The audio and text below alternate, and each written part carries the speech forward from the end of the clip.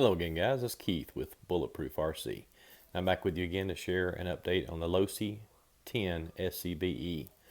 Went ahead and got the trencher tires mounted up. I showed these off in a previous video.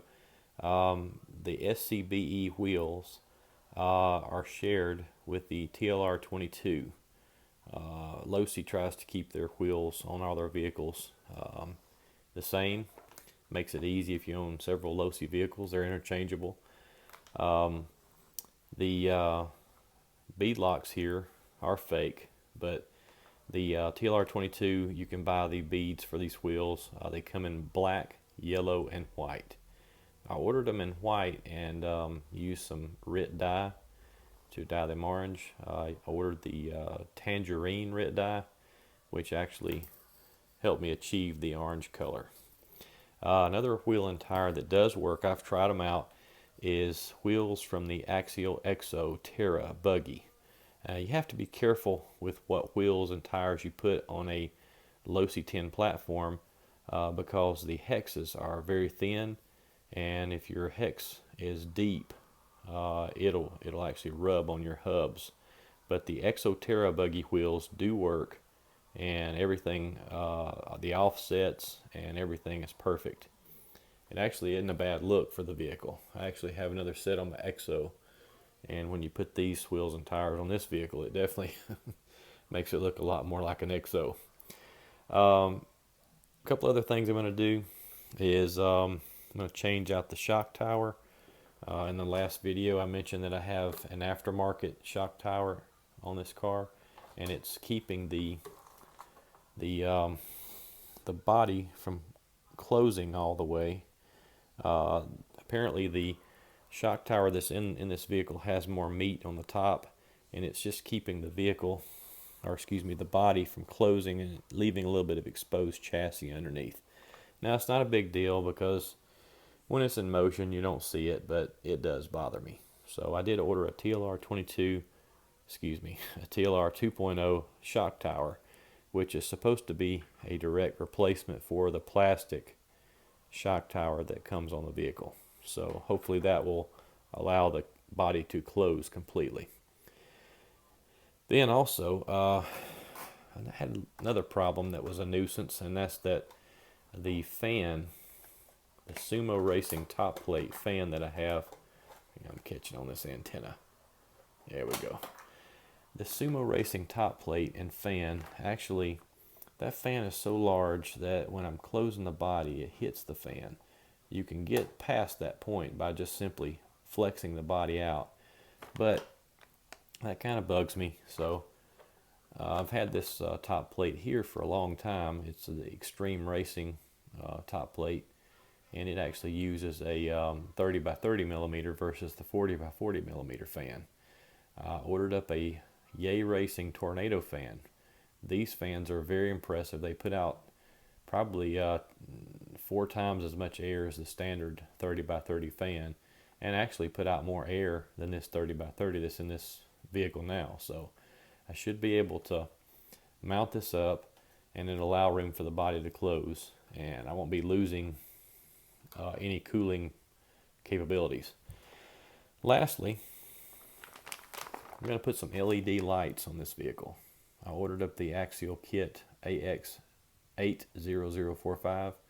It's the Axial light bar set, and there's several different options that you can choose for light buckets. I already know how I'm going to do this.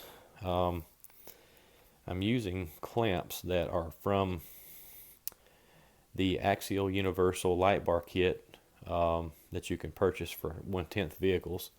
And the part number that you get these clamps off of is AX30709. Now what I'm going to do is I'm going to use these clamps in the front. As you can see, if you take this clamp,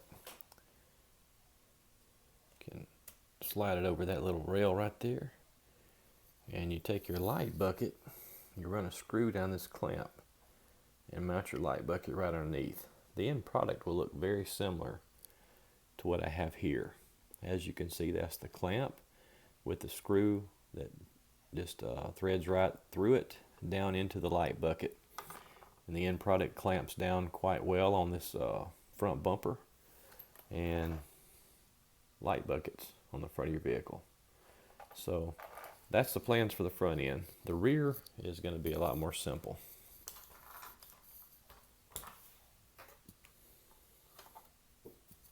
In the rear, I'm just going to mount the light buckets onto the rear wing. I'll just take a hole or drill a hole right down through the wing and mount the light bucket underneath to where the rear end of the vehicle will just have a light on either side, a red light.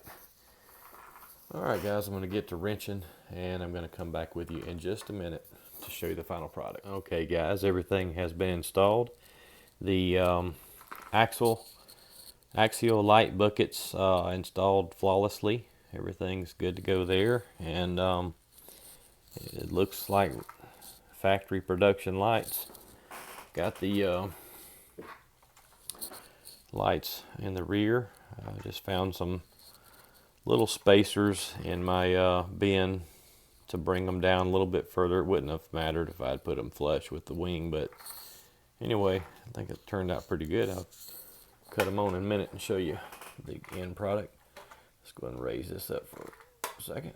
The Yay Racing cooling fan, 30 by 30 millimeter, plus the top plate, that's carbon fiber that has the fan mount on it.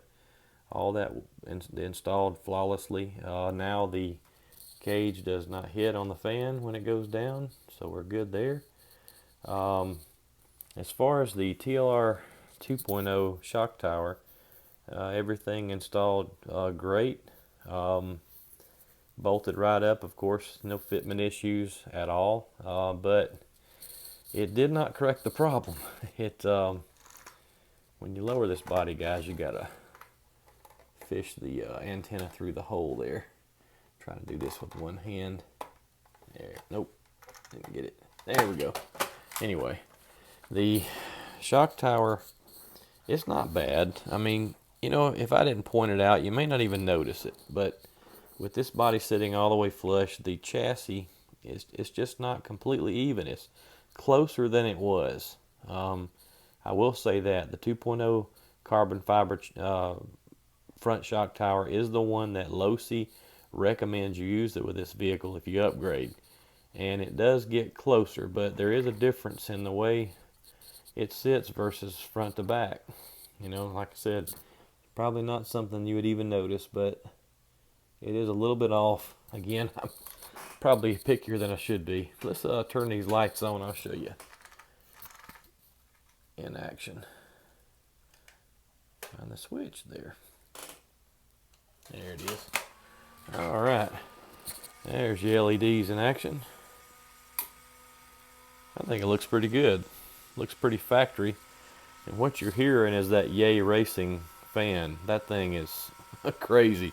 It's like a jet engine, but it'll keep that motor cool. And I'm running a 15 tooth in this buggy now, and it's super fast, and the motor doesn't heat up near as much. And that Yay Racing motor fan will definitely keep things on the cool side, even in the toughest conditions.